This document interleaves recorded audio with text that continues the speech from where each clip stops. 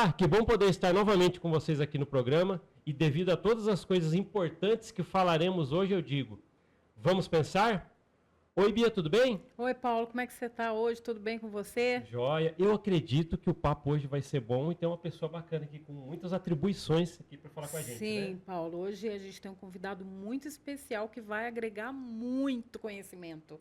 Tanto para você aqui de casa, até para nós aqui. Eu estou super animada. Então fala pra gente, Bia, quem que a gente vai conversar hoje aqui? Tá, o nosso convidado ele é muito especial, tá? Ele é psicólogo clínico, ele é empresário, ele é mestre em filosofia, ele é professor universitário em psicologia, ele é youtuber, que ele tem um canal no YouTube chamado Vença Sua Mente, voltado a temas de saúde mental e análise psicológica da cultura pop.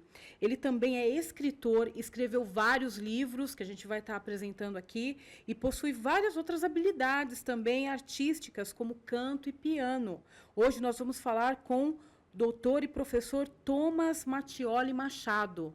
Thomas, tudo bem, meu amigo? Opa, tudo bem? É um prazer estar aqui. Nós que agradecemos você. Poxa, cara, super legal.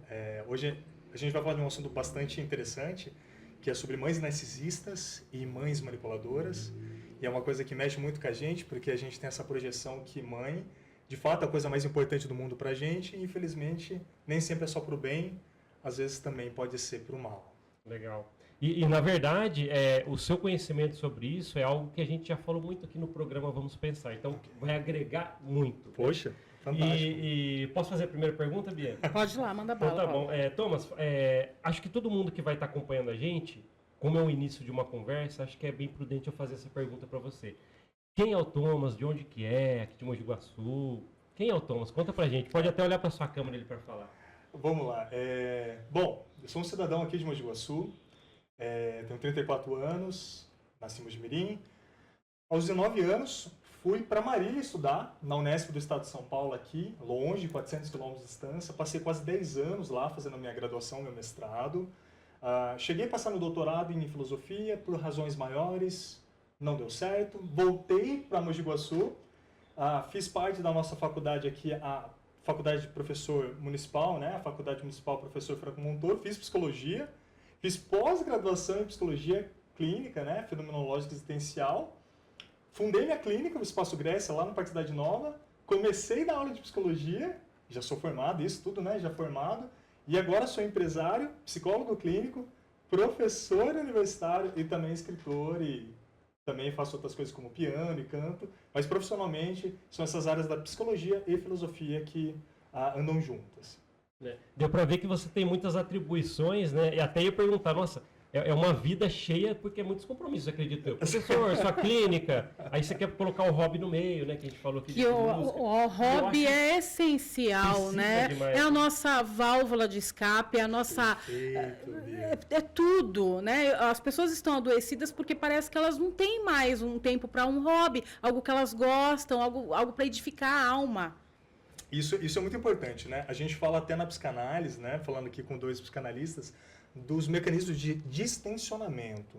A ideia de um hobby não é apenas se divertir, é sublimar, ou seja, transformar toda essa raiva do dia a dia, o estresse que a nossa cidade vive, de trânsito, de poluição, de queimadas, de política, para algo produtivo, algo que me faça bem. A ideia é trazer música e arte para a psicologia, é transformar a música em musicoterapia, é dar palestras com música, tocando piano com os pacientes.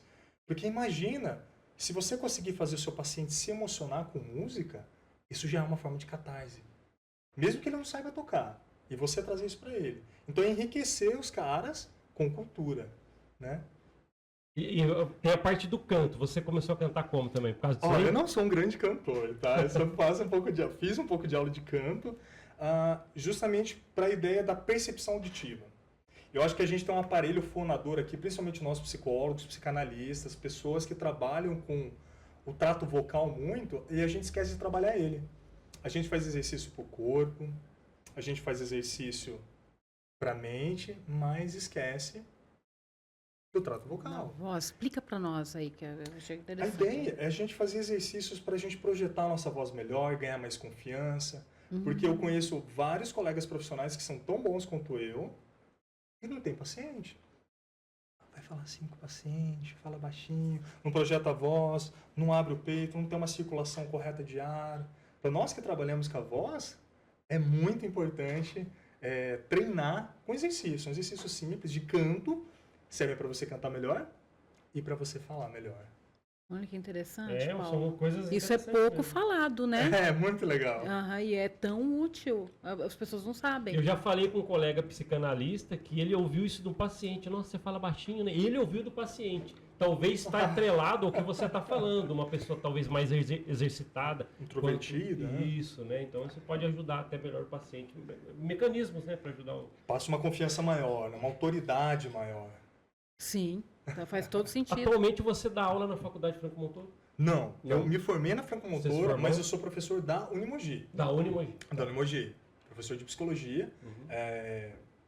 Cada semestre são matérias diferentes. Agora eu tô sou supervisor de estágio clínico, supervisor de estágio educacional e tô dando aula de uma matéria chamada de psicanálise e criminologia, que é a ideia de tentar explicar o comportamento criminoso através de uma análise psicanalítica. Então, é uma matéria muito interessante. Nossa, super feliz interessante a matéria. Não, super legal. E eu vi também, né? Até a gente vai entrar nos materiais que você tem, que você tem um canal no YouTube. O que você fala lá no seu canal que a gente falou aqui? O canal no YouTube ele ainda está tomando forma, porque ele começou como um canal de análise de filmes e de jogos. Eu gosto muito de jogos de videogame. E jogos de videogame, eles têm um material riquíssimo de história e de psicologia que pouca gente fala. A gente acha que videogame é só para criança, e hoje em dia a gente tem jogos com dramas profundos, inclusive ouso falar melhor que filme, porque é melhor trabalhado, são atores que não são tão conhecidos como é Hollywood, são atores diferentes, são escritores que levam mais tempo para escrever. Então, assim, a gente pode fazer análise sobre psicologia analítica, junguiana, freudiana, fenomenológica de jogos, e eu comecei com isso, o pessoal gostou pra caramba. E aí, parti agora para filmes, quero partir agora para análises psicológicas de livro e falando sempre sobre temas mentais. Como esse, por exemplo, de mães narcisistas, é um tema que eu pretendo me aprofundar bastante. Legal. O que chama muito a atenção, né, o que a Bia também tem para perguntar, né, que a gente está atrelado ao seu livro, né? Entre as coisas que a gente vê dos seus materiais, você acabou de falar do canal no YouTube, a gente sabe também da sua parte de escritor. Né? E o que chama muito a atenção é um livro, né, que dá até para mostrar aqui, Bia, que eu queria muito que o Thomas pudesse falar sobre ele, que chama, olha lá, Minha Mãe é um Monstro. Aí eu te pergunto, né, quem está em casa, não entende muito sobre isso, está assistindo o nosso programa agora, e falou, Thomas está aqui apresentando um livro que se chama Minha Mãe é um Monstro. Um título pesado, acredito, na nossa sociedade. Pois é. O que quer dizer, o que se trata o livro Minha Mãe é um Monstro, escrito por você? É muito bom isso, Paulo. Quando eu estava pensando no título, teria outros títulos que não seriam tão pesados ou polêmicos, e atrelar a ideia de monstruosidade a um ser tão puro e importante, talvez a pessoa mais importante da nossa vida, depois, né, de nós mesmos, seja a nossa própria mãe. É ela que nos traz ao mundo, é ela que nos cria, é ela que nos desenvolve.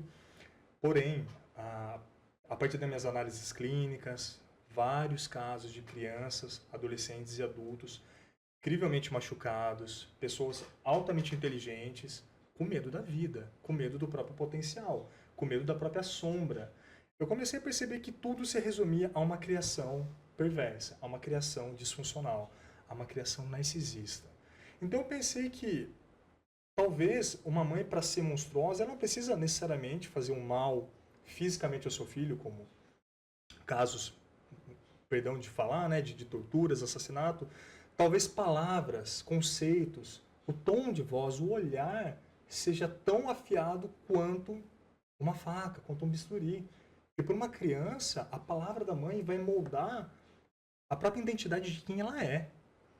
Então, se a mãe fala para essa criança que ela não vale nada, que ela é burra, que ela é desinteressante, ela vai crescer um adulto pelo resto da vida acreditando nisso. E esse é um aspecto para mim monstruoso. E o pior, a parte mais triste da história é que muitas não sabem que fazem isso. Elas mesmas estão machucadas. Resultado também de uma criação abusiva dos próprios pais delas. Então, um ciclo que, se alguém não quebrar, ele há de infinito. Ele vai continuar e continuar. Então, a ideia foi construir 7 perfis de mães extremistas religiosas, de mães militarizadas, que é aquela mãe que você tem que acordar, praticamente, né, bater continência, arrumar a cama, senão você é punido de alguma forma. A mãe que compara a filha com ela mesma, a mãe competidora, né, a mãe vitimista, que os problemas dela sempre são maiores que os seus. A sua primeira namoradinha te deu fora, seu coraçãozinho quebrado, você tem 15 anos, 14 anos, 12 anos. Mas o problema dela é maior que o seu. Ela é uma adulta. Ainda assim, para ela, o problema maior é o dela. Sempre, na verdade, o problema maior é de uma criança, sempre. Ela não tem a criança não tem os recursos que uma mãe tem. Então, eu quis trazer esses perfis, são perfis que eu constatei na análise clínica, né, do pessoal que eu atendi, e mostrar como resolver isso de uma forma rápida, prática. O livro é curto, não é um livro de doutorado, mestrado, institucional, acadêmico, nada. É um livro para ajudar as pessoas leigas, né? Para todo mundo. Rápido. É para todo mundo. Lições práticas, 5, 6 páginas. Como que eu faço? Quando minha mãe me humilha na frente dos meus coleguinhas, você vai fazer isso, isso, isso. Nada de bater de frente, nada de xingar de volta, de brigar, nada. Não tem nada disso no livro. Se defender é se defender aqui dentro. Se acalmar, sublimar, ir para outro lugar, deslocar, perdoar. O último capítulo é como a arte de perdoar as nossas mães. Que é difícil, né? Exato. Bia. É muito difícil perdoar, muito difícil, porque também tem uma confusão a respeito do perdão, né? As pessoas acham que perdoar é como se, tipo assim, eu perdoo, então eu tenho que continuar sendo capacho, por exemplo, falando português bem, assim, bem explícito mesmo. Mas não, o perdão às vezes requer tempo e afastamento. E afastamento, para você parar, pensar, organizar a cabeça, o coração, entender o que aconteceu, entender a sua mãe também, porque ela sofreu. Né? É um monte de coisa, né? Eu acho que você sabe até falar melhor do que eu. Não, eu acho que você está maravilhosa nessa explicação, Bia. Gente, o Jung já falava isso, e por favor, eu vou deixar muito claro, que o Jung falava assim, para nos tornarmos homens ou mulheres no sentido de amadurecimento, nós precisamos matar simbolicamente, pelo amor de Deus, simbolicamente, metaforicamente, nossos pais. Qual que é a pessoa mais difícil de dizer não? É para o seu marido, para sua esposa, para o seu filho ou para sua mãe? Não é nem para o pai, é para a mãe. E se você aprender a dizer não para ela quando ela é abusiva, por mais que ela te torture psicologicamente por isso, uma hora ela perde força.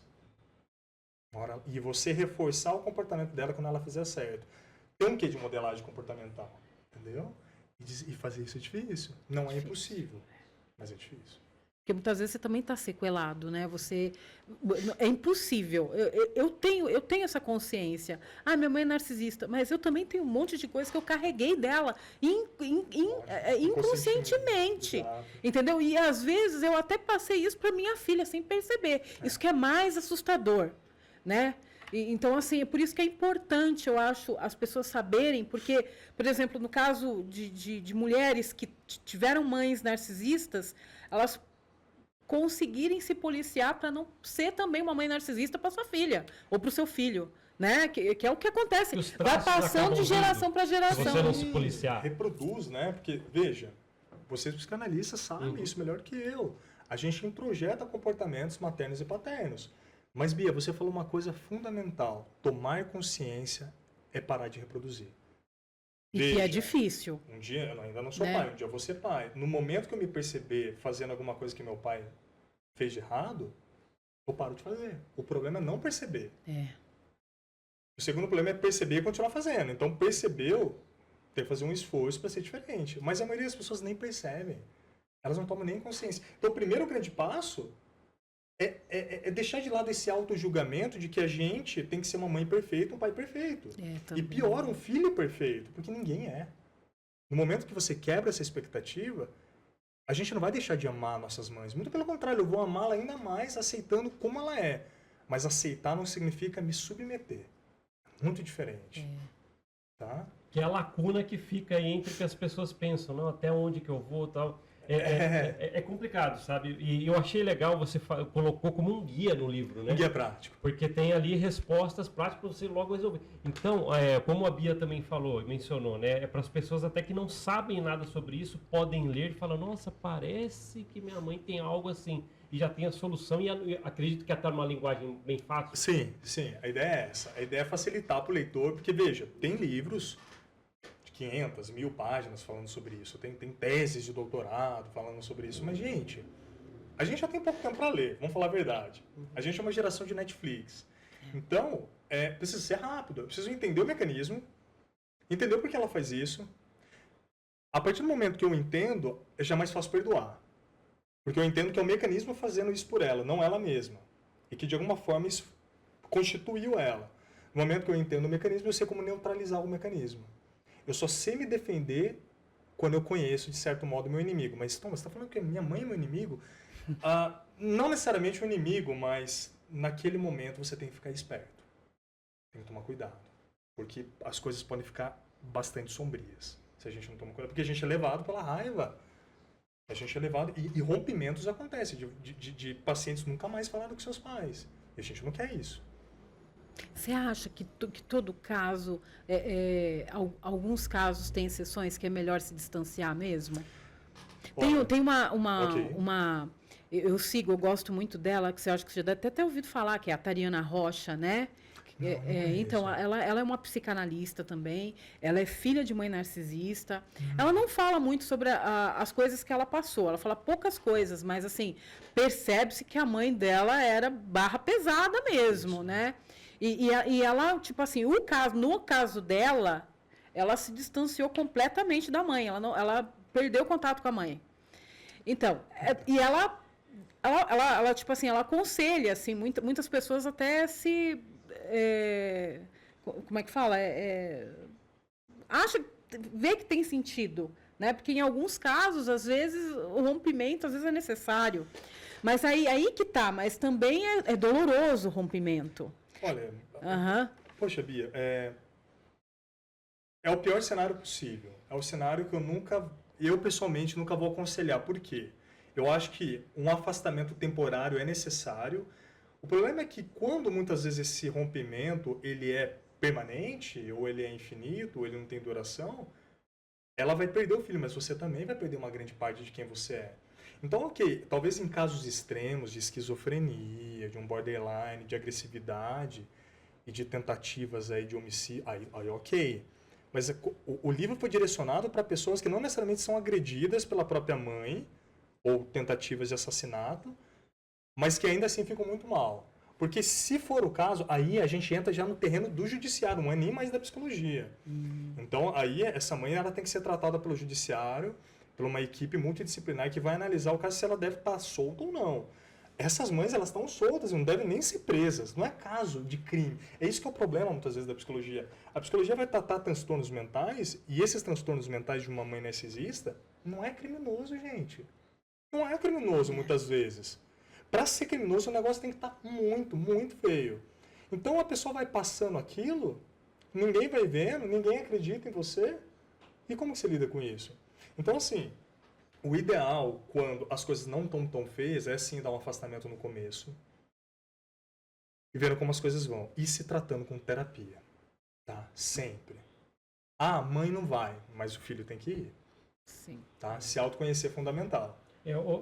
E, por exemplo, Thomas, desrespeito, quando você tipo assim, é o bode expiatório mesmo da família, porque tudo que dá errado na sua família é culpa sua.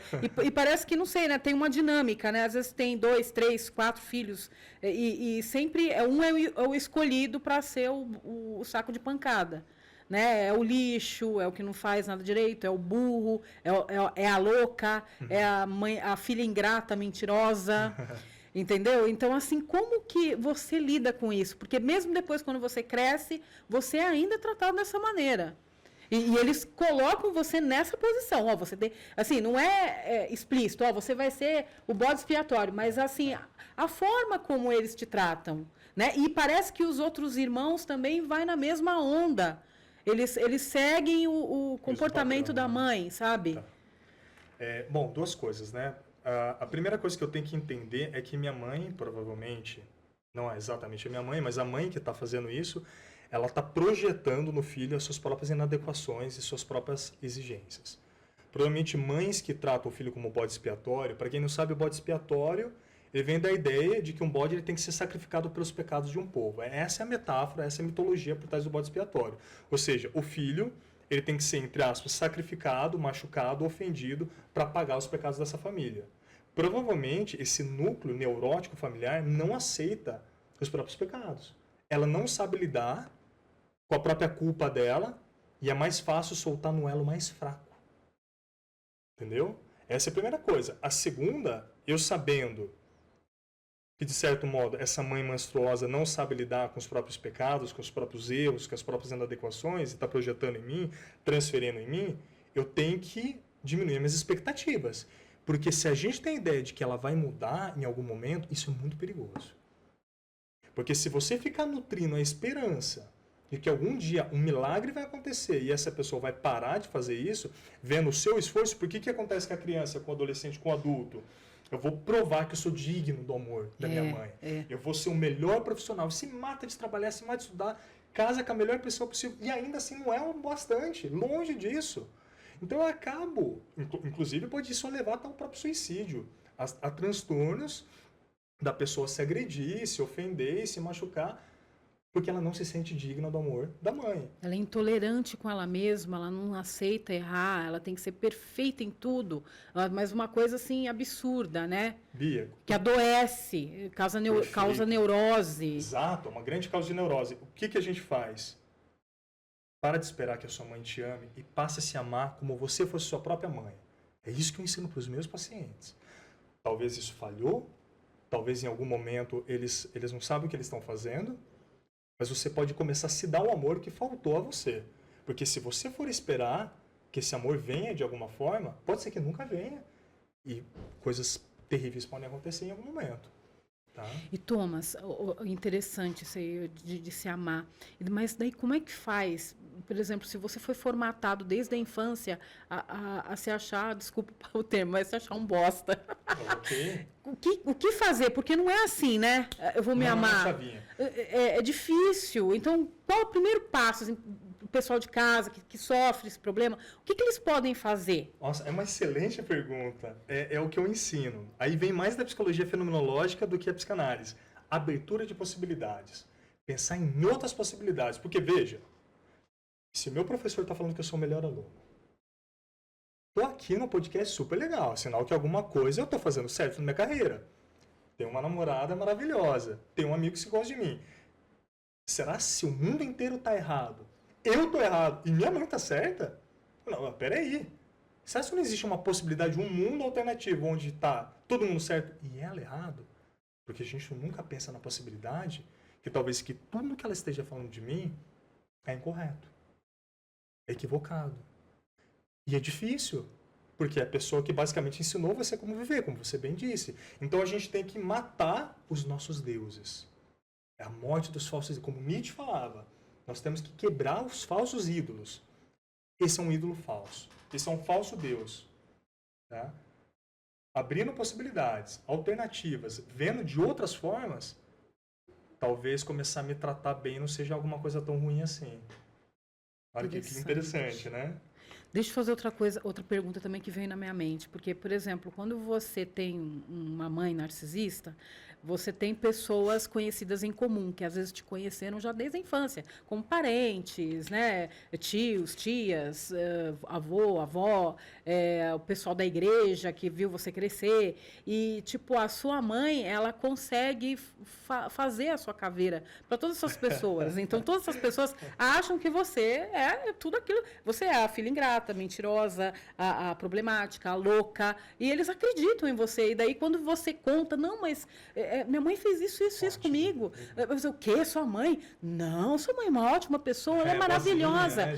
E daí, como que a gente faz? Porque se todo mundo do nosso ciclo social acredita na sua mãe, que você não vale nada, então como que eu vou acreditar que eu valo alguma coisa se todos os meus amigos, todas as pessoas que eu conheço em comum, os meus parentes, irmãos, até têm a mesma opinião que minha mãe? Como é que eu faço?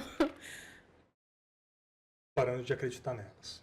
Se eu tenho a necessidade de provar quem eu sou perto de quem eu estou, é sinal que eu não me conheço.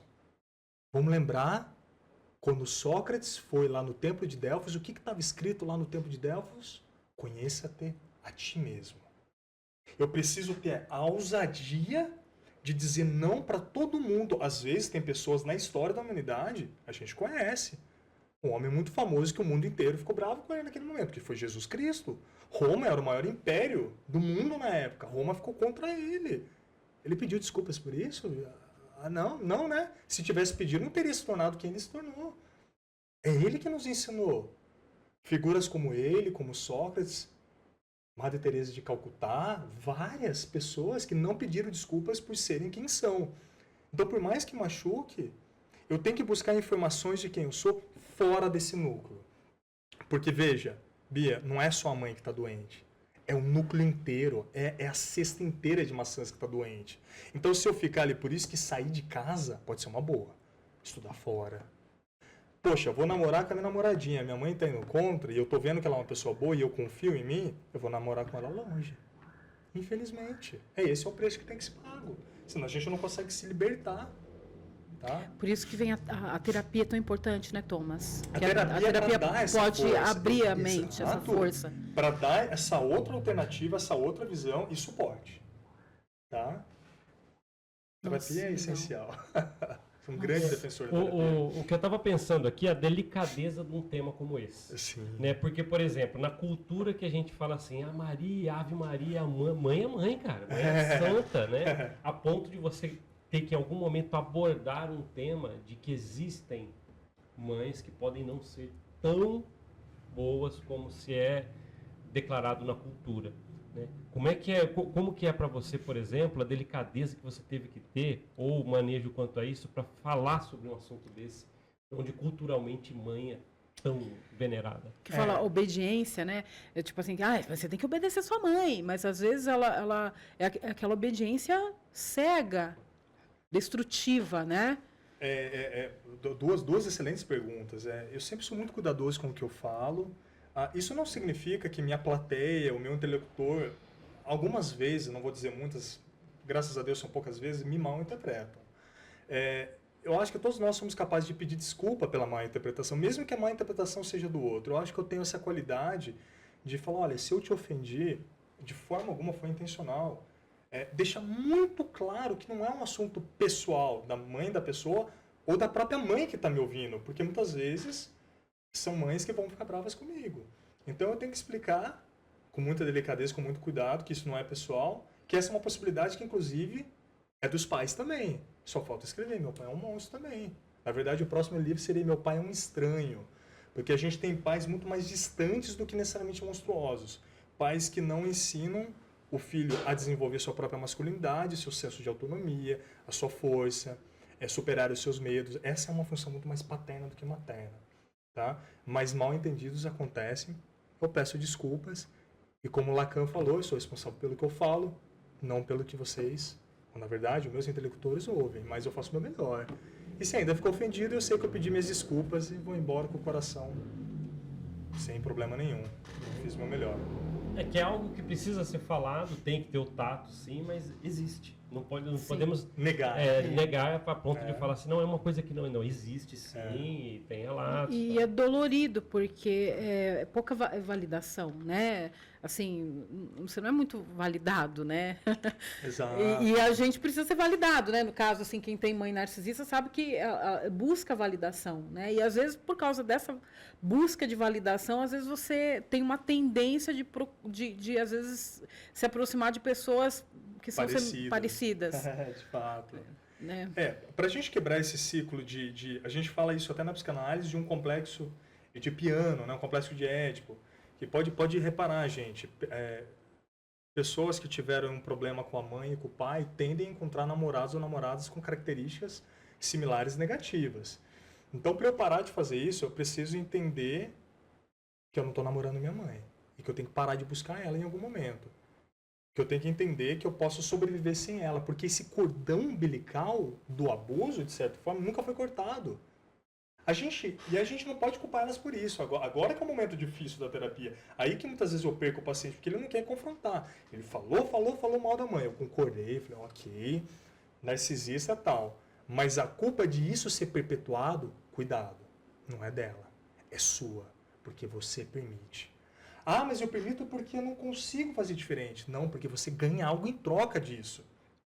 Sua mãe te detona, mas quando ela te vê chorando, é para ela dar um pouquinho de carinho. Sua mãe te arrebenta, mas depois vai lá te dar um abraço, te dar um presente. Se você faz o que ela quer e larga da namorada que ela falou pra você largar, vem cá, filho, tadinho. Pronto. Ou dependência financeira também, né? Exato, exato. Então isso cabe muito mais a nós como filhos do que mais. E isso não é confrontar a mãe, não. É confrontar o nosso medo de ficar sozinhos. Que é o corte do cordão umbilical. Tá? E é interessante, Thomas, o quanto uma pessoa ela pode carregar por anos um peso emocional sofrido. Eu gostei, porque você falou isso no começo. E eu fiquei pensando, né, até pessoas que às vezes a gente atende na psicanálise, que a gente identifica algo assim, e a pessoa fala, poxa, ela trouxe, por exemplo, uma baixa autoestima durante 30 anos. Ela sofreu coisas com 14, 15, com uma mãe, por exemplo, e está lá com 35, 40 anos na terapia, ali naquele momento buscando ajuda. É complicado ver um peso emocional por tanto tempo e a pessoa nunca procurou, ou talvez não teve informações sobre isso. O que você percebe mais? A falta de informação para a pessoa chegar, tentar procurar isso? Ou às vezes, né, Paula, às vezes até a pessoa vai na terapia, só que, assim, hoje está bastante difundido esse assunto, mas há uns anos atrás não era. Você falava mal da sua mãe, você era meu Deus, você que é o problema. Né? Vamos lá, gente. Informação tem em todo lugar, certo? O problema é que a gente não, muitas vezes, tem a audácia e a coragem de olhar essa informação, porque dói. Porque, veja, falar mal da própria mãe é uma coisa polêmica, estranha, e tem uma culpa que está relacionada aí contra a própria mãe. Então, eu acho que é muito mais uma questão de audácia, de contato, de coragem, do que de informação. E quando a pessoa sente esse poder, ela vai na terapia, e aí a gente tem que ser muito cuidadoso mesmo, como vocês falaram, para ela não se assustar. Não, ela volta nunca mais. Mas isso é bom, porque assim, é bom ter profissionais da área que sabem que existe isso, né? Que reconhece mesmo, ó, né? Porque tem pessoas que não sabem. Por exemplo, eu conheço algumas pessoas profissionais da área da saúde, por elas serem extremamente ultra mega religiosas, elas, primeira coisa é honra pai e mãe. Tá certo, tudo bem, também concordo, tem que honrar mãe. Claro. Só que às vezes é a forma como que é se honrar pai e mãe? Às vezes será que, né, não está sendo meio distorcido a forma, porque daí vem aquela obediência cega e tóxica, né, que acaba você perdendo a sua identidade e a sua própria vida para viver a vida da mãe. Então, aí que mora o perigo, né? Quando a gente fala aí de tratamentos alternativos, mesmo dentro da própria psicologia, a gente tem que tomar cuidado com os extremos. Eu acho que o princípio da moderação ele é bem-vindo em qualquer forma de psicoterapia. Seja ela um Theta Healing, uma psicoterapia psicanalítica, fenomenológica, reiki. Eu não estou aqui para desmerecer nenhuma. Mas a regra de ouro para todas é moderação. Se eu culpo minha mãe por todos os meus problemas, eu não sei se isso está muito legal, não. E se eu culpo a mim mesmo também por todos os problemas, também não sei se isso está legal. Porque se você culpa tudo a mãe, daí você entra no vitimismo. Exato. Daí você pode virar até um narcisista vitimista, né? Opa, perfeito, não tinha pensado nisso, muito bom. É interessante. Porque você falou, eu sei que está rapidinho, né, o tempo está acabando, mas assim, você falou de vários, no livro, que tem vários tipos, que você identifica, classifica vários tipos de mãe. Podia falar rapidinho? Assim, será que dá tempo? Não sei se tem um tempinho? Lógico. Vamos lá, rapidinho. Minutos para isso. A gente aqui tem, olhando o sumário aqui, a gente tem alguns perfis, né? A mãe carente, que é essa mãe exatamente vitimista, que os problemas dela são maiores que os seus, ela sempre está chorando, ela sempre está depressiva, mesmo você leva ela para Paris, e Paris não é o suficiente. Se você fizer o que ela quer, aí tá bom, mesmo que seja um rolê super chato, tem que ser algo sempre do jeito dela. A mãe desinteressada que nunca presta atenção realmente em você. Você vem contar que você tirou 10 da prova. Sua obrigação. Poxa, mãe, conheci uma menininha bacana, conheci um menininho bacana na escola. Olha lá, hein? Cuidado pra não engravidar, hein? Ou seja, ela não tá nem interessada em você.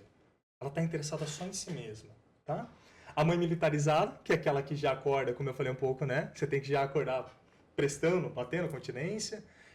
Ela é abusiva a ponto de exigir notas altíssimas da faculdade. São normalmente filhos que se tornam obsessivos compulsivos. Tem que arrumar casa, tem que ser o homem perfeito, a mulher perfeita. A mãe competidora, que são mães que querem se sexualizar mais do que as próprias filhas. São mães mais velhas, claro que a mãe sempre vai ser mais velha que a filha, por uma questão biológica. Mas se a filha comprou uma saia bonita, a mãe vai lá comprar uma saia igual. Inclusive uma saia até um pouco mais sexualizada, mais chamativa, para querer ser mais bonita que a filha, porque não aceita que está envelhecendo. Né? Novamente, gente, por favor, isso é uma questão psicológica, a gente não entra em debate ideológico. Né? Sim. A mãe extremista religiosa, exatamente o que você falou, que a mãe, que a filha necessariamente tem que casar virgem, ou o filho. Normalmente são mulheres que sofrem mais isso na mão das mães. E essa é uma decisão que a filha tem que fazer, não a mãe. Se a filha escolher, ok. Agora, se for a escolha da mãe, não. E a mãe que escolhe a carreira da filha, que escolhe a carreira do filho. E se você fizer alguma coisa fora disso, Deus vai te queimar no inferno. Tá? Isso é muito perigoso. A mãe ausente é aquela que a gente mais ouve nos jornais, que simplesmente abandona o filho, deixa para a avó cuidar, deixa para a creche cuidar. Essa mãe nunca está perto, ela só cuida dos interesses dela, ela é uma mulher autônoma, ela é uma mulher poderosa, ela é tão poderosa que nem filho existe mais para ela. E o muito comum, estranhamente também, a mãe super protetora, que passa a impressão que é a melhor mãe do mundo, que não deixa seu filho respirar, não deixa seu filho se desenvolver. A gente tem adultos inseguros e ansiosos. E por fim, a gente tem a arte de perdoar nossas mães, que é o modo da gente olhar as mães como elas são e perdoar o jeitinho que Deus as fez. Tá bom? Muito legal essas explicações. Porque o perdão, se você não perdoa, você vai ficar carregando uma corrente no resto da sua vida. A superação está no perdão, não no confronto. É no perdão. Esses perfis que você trouxe, detalhou aqui, achei muito legal. Você acha possível uma mãe ter todos esses aqui numa só? Às vezes tem um pouquinho de cada um. Eu acho que é possível ter todos, mas alguns se sobressaem. Normalmente a gente vê 3, 4 perfis. E normalmente um sai mais forte e tem outros que são um pouco mais fracos e se misturam. Mas dentro da psique humana, cara, tudo é possível. Você tem vários transtornos mentais numa pessoa só. Isso é completamente possível e acontece, cara. Tem vários transtornos mentais numa pessoa só. Sim, com certeza. Caramba, olha isso. Transtornos comórbidos, ansiedade e depressão normalmente andam juntos. Borderline já carrega depressão, pode carregar indícios de psicose. O esquizofrênico pode ter indícios de psicopatia. A gente teve muitos psicopatas esquizofrênicos. Psicopatas obsessivos compulsivos. Narcisistas antissociais. Então são doenças comórbidas porque elas coexistem numa mesma psique. Tá? Isso é muito louco. Inclusive várias personalidades dentro de uma mesma psique. Que é o transtorno dissociativo de identidade. A gente tem até aquele filme, né? Fragmentado. E nossa, aí é real, né? Tem gente que não acredita que aquilo pode ser possível. Não, mas aquelas personalidades são reais. Pessoal, às vezes até... Você tinha que falar alguma pergunta? Não, eu fiz a pergunta já. Tá. Aí eu queria que você mostrasse de novo o livro, Bia. Pode ser? Sim, e tem mais livros que não foi falado, mas não dá tempo. Mas... Então, tem esse aqui também, que é Eu Te Odeio, que fala sobre como lidar com a raiva. Com a raiva. É isso? Rapidinho, Thomas, o que diz então o livro? Lidar com a raiva? Vamos lá, gente. Raiva, isso foi feito mais para nós homens, que a gente tem uma dificuldade um pouco maior de lidar com a raiva, com a agressividade, e lidar com pessoas que são raivosas com a gente. São vários mecanismos de defesa do Freud utilizados para ajudar a gente a lidar com aquele impulso de quebrar tudo, de bater o carro, de socar da todo mundo, da cadeirada, e ficarmos bem com isso sem nos destruirmos. Tá? Thomas, para as pessoas encontrarem seus livros, né, e até outros que a gente não falou Tinha aqui. mais também, que até os que a gente como vencer a autossabotagem. Isso, vença sua mente, um guia prático sobre a autossabotagem. Todos são guias práticos, eu estou escrevendo Agora um sobre a culpa, que é um tema também pouco falado, que são pessoas que andam com muita culpa. Todos são encontrados na Amazon e pelo menos esses 2 têm cópias físicas, porque está acabando, eu tenho que mandar fazer mais, a gente pede por remessas. Mas quem tiver interesse pode falar comigo, que a gente dá um jeitinho de conseguir. Durante todo o programa, né, apareceu o seu Instagram aqui embaixo. Isso, então as pessoas perfeito, podem te chamar também e procurar. Nossa, que legal. Eu acredito que o papo aqui rende até outro programa. Sim. Estava falando até nos bastidores com o Thomas que talvez aqui, se a gente não conseguir, chamá-lo novamente, né, para que ele possa vir ajudar. Até espero, já fica o pré-convite. Claro, com certeza. Pode também chamar a Karen, porque a Karen também é psicóloga. E eu sei que ela também ajudou na construção, né, da parte... eu esqueci da edição do livro, né? Karen, eu quero falar com você, viu? Quando você tiver um tempinho, você quiser, você está convidado, tá? Minha secretária, minha parceira de vida. Ela está aqui nos bastidores. Ela é uma parte importantíssima da minha vida. Nossa, que legal. Ô, Thomas, então, assim, devido ao tempo que a gente está esgotando, claro, eu queria convidá-lo a olhar para a sua câmera e fazer suas considerações finais aí. Gente, foi um prazer estar aqui. Como o Paulo disse, a Bia disse, é um assunto polêmico, é um assunto que não precisa ser escondido. Claro que a gente não precisa falar aos 7 mares, aos 4 cantos do mundo que está acontecendo. Procure o seu psicólogo, sua psicóloga de confiança, seus psicanalistas de confiança, tá? Abre o jogo com eles e com certeza isso é 100% superável, 100%, tá bom? Um pouquinho de ajuda, perseverança e psicologia, a gente chega lá, tá bom? Ai, que esperança, né? Isso é bom. Obrigado por trazer essas palavras aí. Então tá bom. Obrigado, Thomas. Foi um prazer, gente. Obrigada, eu que agradeço. Obrigado. Muito obrigado por vocês assistirem o programa Vamos Pensar e nos vemos na próxima, hein? Pergunto, vamos pensar? Tchau, tchau.